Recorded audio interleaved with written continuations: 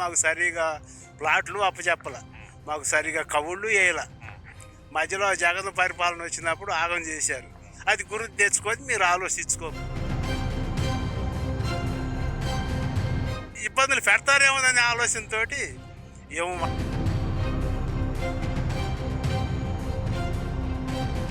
రెండో విడత అన్నారు, రెండో విడత తీసుకొని మరి తర్వాత ప్రభుత్వం మళ్ళీ తేడా మళ్ళీ మారిందనుకో, మళ్ళీ ఆ తనలే మీ ఆడ తినేవి. ఇంకా ప్యాకేజ్ కూడా ఎక్కువ అడుగుతున్నాను అంటారు. వాళ్ళకి 3 పంటలన్నీ 1450 ఇచ్చారు. మాది 3 బోర్లు ఉండే, అందరూ కరెంట్ బోర్లు ఉన్నాయి. ఇక్కడ 3 పంటలు పడేస్తాం. మాకు కూడా వాళ్ళకి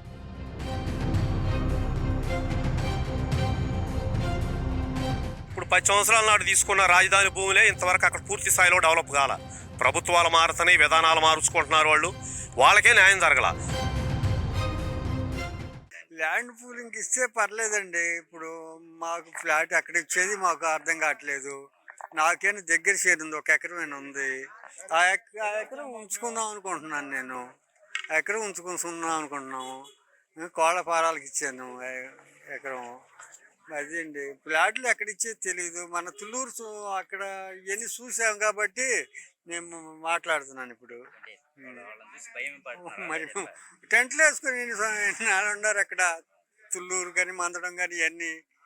అందుకేనండి నేను ఉంచుకుందాం అనుకుంటున్నాను. అది ఇక్కడ ఫస్ట్లో 3 కోట్లకి వచ్చి ఆగిపోయింది. ఇప్పుడు 2 కోట్లు చిల్లర ఉంది. 2,20. ల్యాండ్ పూలింగ్ ఇస్తే మీ ఫ్లాట్ డెవలప్ చేసేస్తాము అని చెప్పి ఆయన నారాయణ గారు అందరినీ బతికిన పరిస్థితి ఉంది కదా. అక్కడ తుళ్ళూరులో అయితే మా డెవలప్ చేసి ఆ గ్రామాలకు వెళ్ళని వాళ్ళు చెప్తున్నారు. ఫ్లాట్ ఇక్కడ మాకు ఏదైనా దగ్గర అని చెప్పగలిగితే మేము ఇవ్వగలుగుతాం, కానీ ఎక్కడో తీసుకెళ్ళి ఏడో పడైతే మా వల్ల కాదు, మేము ఇవ్వలేము. ఇప్పుడు అక్కడ ఫ్లాట్లు తీసుకున్నప్పుడు వీధి పోట్లు అని చెరువు గట్లు ఇచ్చారని వాళ్ళు చెప్తున్నారు. చుట్టూ తిరుగుతున్నాము, మమ్మల్ని పట్టించుకోవట్లేదని చెప్తున్నారు. అంతే జరిగింది. మీకు అట్లాంటి భయం ఉందా? మళ్ళీ భయం ఉంది. తిరిగితేగా అసలు ఎక్కడ ఇస్తారో, ఏ ఊరు దగ్గర ఇస్తారో. మనం ఏమన్నా ఈ ఊరమ్మటి చేను పోగొట్టుకొని అని నాకు భయం ఉంది. అది పిల్లలు ఏం చేస్తుంటారు? ఒకరైనా రేణ స్కూల్లో చెబుతున్నాడు 14 మైలు టీచర్ పోస్ట్గా. ఒక అబ్బాయి ఇట్నే ఎకరంలోనే కోళ్ళ పారాలు 1/2 ఎకరం పెట్టాము, 2 పారాలు వేసాము. ఆ అబ్బాయి కోళ్ళ పారాలతోటే ఉన్నాడు. అది కోళ్ళ పారాలతో ఉన్నాడు. ఇంకా అప్పుడు కరోనా టైంలో కొద్ది దండగ పడ్డాడు. లేదో సేన కట్టుకున్నారు. అది మీరేం చెప్తారు? భూమి తీసుకోవాలి, గ్రామంలో చాలా మంది రైతులు ఉన్నారు, అందరి దగ్గర భూమి తీసుకుంటామని చెప్తున్నారు. నోటిఫికేషన్ కూడా ఇచ్చారు, గ్రామ సభ కూడా పెట్టినట్టారు మీకు. అంటే మనకి తోటి ఏమీ రాలేదు, ఎవరితోటి మాట్లాడలేదు. మనం మాట్లాడితే క్లారిటీ 10 మంది ఏమంటారు అనేది. అది నేను ఈ ఎకరమే కదా ఉంచుకుందాం, దగ్గర పాటలేదా పండించుకుందాం అనుకుంటున్నాం. మరి వాళ్ళు ఏం చెబుతారో గ్రామ సభ వాళ్ళు వీళ్ళు. నా పేరు వెంకటేశ్వరరావు, ఈ వెంకటేశ్వరరావు. వెంకటేశ్వర రెడ్డి వాళ్ళు ల్యాండ్ పూలింగ్కి భూమి అడుగుతున్నారు. మొత్తం 7 గ్రామాలు పెట్టారు. అందులో మీ వర్తమాన భూములు ఇవ్వటానికి సిద్ధంగా ఉన్నారు. మేము సిద్ధంగా ఎన్ని గ్రామాలని పెడతారు, వాళ్ళు నొప్పి ఏముంది?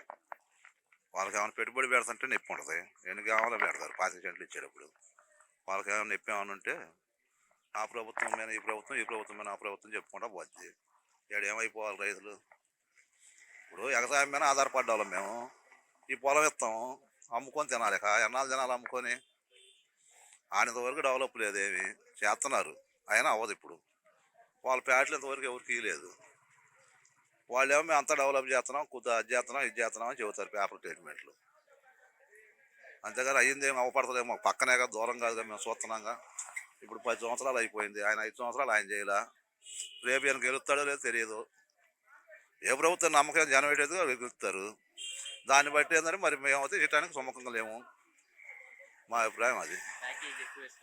ప్యాకేజీ ఎక్కువ ఇచ్చినా కూడా మాకు నష్టమే. మేట బతకాలి, అమ్ముకొని తినాలి మేము.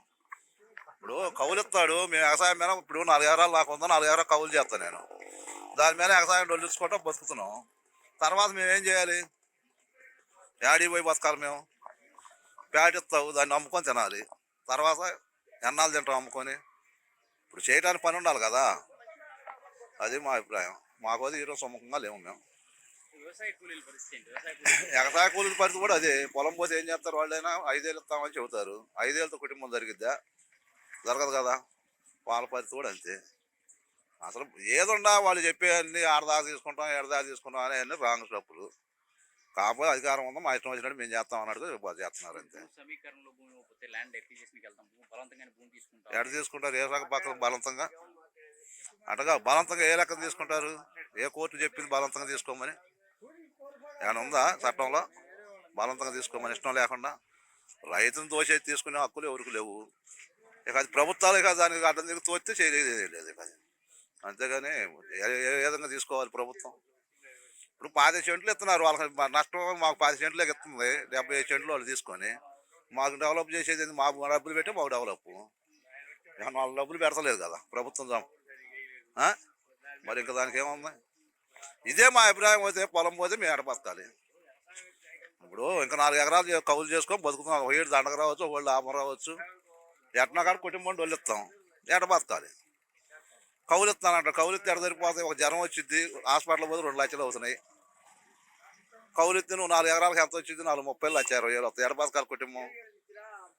మా అభిప్రాయం అది. సార్ ల్యాండ్ పూలింగ్ కి మళ్ళీ భూమి అడుగుతున్నారు ఇక్కడ ఈ గ్రామం. ఏం పరిస్థితి? ఇస్తారా ఎవరా ఏమనుకుంటున్నారు ఈ గ్రామంలో? అనుకునేది ఏం లేదు. ఇంతకుముందు అదే మామూలుగా అది ఆ ప్రాసెస్ ఇంతకుముందు అక్కడ తుళ్ళూరు మందడం అటు పెట్టారు కదా రాజధాని గ్రామాల్లో. వాళ్ళని క్లియరెన్స్ చేసి యువతలు జరిగితే బాగుంటుంది అనుకుంటున్నారు. ప్రతి ఒక్కరి మాట అదే. అది అందరిది అదే మాట. ప్యాకేజీలు పెంచితే ఇస్తామని ప్యాకేజీలు పెంచడం అంటే ఎలా పెంచుతాడండి? అది జరీబులు కాబట్టి ఇవాళ 90,000 కౌలు వస్తుంది వాళ్ళకి. మనకి తక్కువే కదా. మరి సంవత్సరం గడిచే కొద్దీ పెంచటం కదా కౌలు అనేది. అలాంటప్పుడు మరి అందరూ సుముఖంగా ఉంటే ఇబ్బంది ఏం లేదు ఇవ్వటానికి. పెన్షన్ ఇస్తాము, డబ్బులు కౌలు ఇస్తాము, కౌలు ఇస్తాము, పెన్షన్ ఇస్తామని అని చెబుతున్నారు. బాగానే ఉంది. మరి అది ఎలా నడుస్తుంది అనేది అందరూ ఆలోచన. అది ఇక్కడ ఉన్నటువంటి అమరావతి గ్రామాల రైతులేమో మా భూములు ఎంతో డెవలప్ చేయలేదు, మా ప్లాట్లు ఎక్కడో తెలియదు, మా ప్లాట్లు చేయాలని ఆ గ్రామాల్లోకి అంటున్నారు వాళ్ళు. చెప్పేది కూడా ఈ గ్రామాల్లో మద్దూరు, ఎండ్రాయి, వడ్డమాను కూడా అనేది కూడా అది. ముందు వాళ్ళ ప్లాట్లు వాళ్ళకి ఇచ్చి అవతలగా జరిగితే బాగుంటుంది అనే ఉద్దేశంతో మాట్లాడుతున్నారు. ఎమ్మెల్యే మాట్లాడినా ఏది మాట్లాడినా కానీ అలానే మాట్లాడుతున్నారు. మీరేమంటారు? వాళ్ళ ప్లాట్లు వాళ్ళకి ఇచ్చిరమ్మంటారు మీ దగ్గర? మరి అంతే కదా. ఇప్పుడు యువతలు కూడా ఇంతకుముందు ఇబ్బంది పడ్డారు 5 సంవత్సరాలు. మళ్ళీ ఇబ్బంది పడతామేమోనని వీళ్ళకి భయం. అదంతే. ఇబ్బంది లేదు. ఇబ్బంది లోగడే డెవలప్ చేసి లేదు. ఈ పోయారు ఇంకో రేపు పొద్దున మేము పిల్లలు పెళ్లి చేసుకోవాలి, పిల్లల చదువులకు కానీ మరి సరే మేము ముసలు అవుతున్నాం. మాకు పరిస్థితి కానీ ఆలోచించేవాళ్ళు ఉన్నారుగా. ఇప్పుడు మొన్న 5 సంవత్సరాలు ఇప్పుడు ఆయన రావడం చెప్పి 30 సంవత్సరాలు ఆయన చెప్పాడు. ఆయన పోయి ఈయన వచ్చాడు. రేపు ఈయన పోయి ఆయన వస్తాడు. అప్పుడు పరిస్థితి ఎట్టుంటుందో మళ్ళీ అదే ఒక భయం. అది మెయిన్ భయం. ఈ ఇత్తానికి ఇబ్బంది లేదు. ఇవ్వచ్చు 14 గజాల లెక్కలో ఎప్పుడు నుంచి అమ్ముకోవచ్చు. మనకు ఇబ్బంది లేదు. ఎవరు ప్లాట్లు వాళ్ళకి అప్పచెప్పి జబర్దనం చేసేస్తే ఇబ్బంది లేదు. అక్కడ తుళ్ళూరు రైతులు మందరం కానీ అమరావతి గ్రామంలో 29 గ్రామాల రైతులు మా ప్లాట్లు ఎక్కడ ఉన్నాయి మాకు తెలియదు ఇప్పటి వరకు. అదే అంటున్నారు వాళ్ళు కూడా. మరి ఇచ్చినాక మీ గ్రామంలోకి వెళ్ళని వాళ్ళు అడుగుతున్నారు. వాళ్ళు కూడా కొంత తేడా ఉందండి. వాళ్ళకి ఏంటంటే ఇప్పుడు పల్లాలు ఏదన్నా ఇటు పెరిగిన కొంది ప్లాట్లో ఇటు పోతారేమో అని వాళ్ళ టైం వాళ్ళది. ఇప్పుడు అన్న బాగుపడితేనే తమ్ముడు ఊరుకోవట్లే ఇవ్వాలి, తమ్ముడు బాగుపడితే అన్న ఊరుకోవట్లా. భయాలు వాళ్ళకి ఉంటాయి. అది ఇప్పుడు అటు కొంచెం పల్లం అనిపించింది, ఇటు మెరక అనిపించింది. మెరకపాటు చూసుకుంటారేమో. సరే వాళ్ళ ఆలోచన వాళ్ళకు ఉంటుంది, మా ఆలోచన మాది. చంద్రబాబు గారి పరిపాలన ఎలా ఉంది? ఏమన్నా రేట్లు లేవు. ఈ భూమిని అమ్ముకొని బతకటమే కానీ మిరగాయలు రేటు లేదు, పత్తి లేదు. పత్తి మొన్న దాకా 4 ఏళ్ళకు కొన్నారు, ఇప్పుడు వాళ్ళు 7 ఏళ్ళు అంటున్నారు. రైతు కాడ మొత్తం అయిపోయింది, శుభ్రంగా అయిపోయింది. రైతు కాడ లేదుగా. మిరగాయలు కూడా అంతే. రైతు కాడ లేనప్పుడు రేట్లు వస్తున్నాయి. ఒడ్డు ఉంది. జగన్ ప్రభుత్వంలో 25 చేసి ఒడ్డు అమ్మితే 12300 2 ఏళ్ళకి అమ్మాం. ఈ ఏడు 1700 అంటున్నారు. మరి ముందు కట్ట ఉంది. ఆ రోజు 1300 ఎత్తి ఇలా 1800 అంటున్నాడు. ఏం చేస్తాం? ఏది బాగుంది రైతుగా మీకు? ఏ ప్రభుత్వం? మా జగన్ ప్రభుత్వం బాగుంది. గిట్టుబాటు రేట్లు మాత్రం బ్రహ్మాండంగా ఉన్నాయండి. మిరగాయలు 20,000 అమ్మినాయి. మీకు కూడా తెలిసే సంగతి. మామూలు పత్తి అమ్మింది 6,000. వాళ్ళు కందులు 10,000 అమ్మినాయి, మినువులు 10,000 అమ్మినాయి. మిర్చి ఒడ్డు 500 అమ్మినాయి. అది రైతు భరోసా కేంద్రాలు బాగా ఉపయోగపడినాయి అనుకోవచ్చు. రైతు బాగానే ఉన్నాయండి. ముందు కట్టలు టైట్ లేదు, మందులు టైట్ లేదు. బియ్యం కూడా ఇంటికి వచ్చి ఇప్పుడు ఇవాళ ఉన్నాను నేను చేరికాడ ఉంటాను, ఇవాళ లాస్ట్ గడువు అంటాడు. మా ఆవిడ బియ్యాన్ని పోవాలి ఏమో నేను మూటాడతాయి. ఆ రోజు బియ్యం ఇంటికాడ ఇచ్చారు, ఇక్కడ పెట్టేవాళ్ళు. కాదు 4 ఇళ్ళు అక్కడ దాకా ఇచ్చేవాళ్ళు. ఇలా లేవు.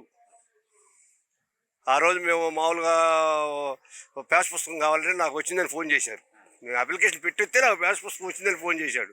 నా చేను అడంగల్లో ఎట్లా ఉందండి, దీంట్లో ఎట్లా ఉందండి అంటే 3 సార్లు లెక్క చేయాలి. మెలకుండా వచ్చి కూర్చున్నాం ఇక. ఇప్పుడు తేడా ఉంది. తేడా ఉంది, తేడా ఉంది.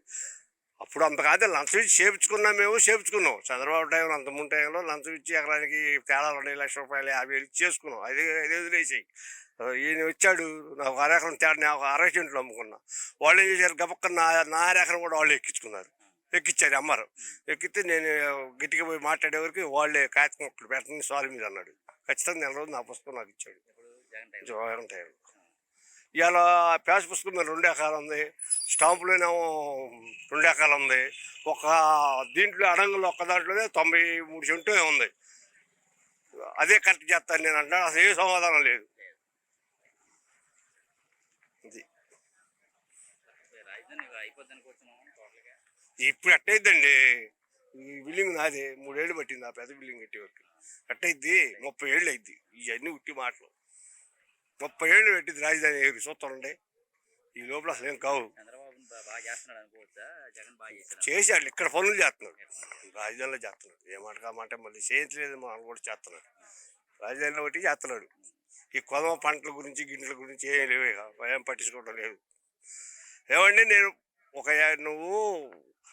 నాకు 20,000 15,000 రేట్ ఇచ్చావు అనుకో, నేను 5 ఎకరాలు మెరవదాటేస్తాను. నేను ఎంతమంది మరణిస్తాను? కూలీలు ఉంటారు కదా. కూలీలు ఎంతమంది మరణిస్తాను? ట్రిప్ కోతకు 200 మందిని మరణిస్తాను నేను.